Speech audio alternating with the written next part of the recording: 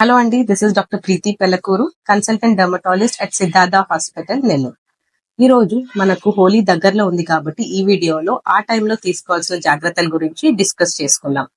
First 2 days before Holi మనం ఏంటంటే మన నైట్ కేర్ లో వాడే యాక్టివ్స్ అంటే glycolic acid, azelaic acid, retinols ఏదైనా ఉంటే వాటిని స్టాప్ చేసుకోవాలి.